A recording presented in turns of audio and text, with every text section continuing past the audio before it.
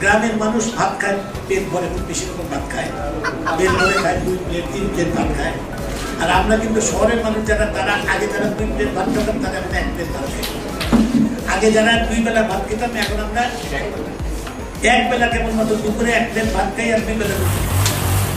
অনেকে এই 1 প্লেট ভাত খাওয়া ছেড়ে দিচ্ছে। আমি মনে করি কিংবদন্তির কোনো মৃত্যু হয় না, একটা জাতি কখনো মরে না। তিনি বেঁচে থাকেন মানুষের হৃদয়, তার কর্ম বলে, তার কাজ তাকে বাঁচিয়ে রাখে। যারা নগরবাসী রাস্তায় থাকে, পুলিশের ওরা, তারপর গৃহস্থীরা বাচ্চা নিয়ে শোয়া যায় না, আমাদের অবস্থান কোথায় আপনাদের মন্দির? আমরা তো আপনাদের কাছ থেকে নিতে পারবো। তার সেই অমায়িক ব্যবহারটাই দেখেছি, সেরকম একজন মানুষ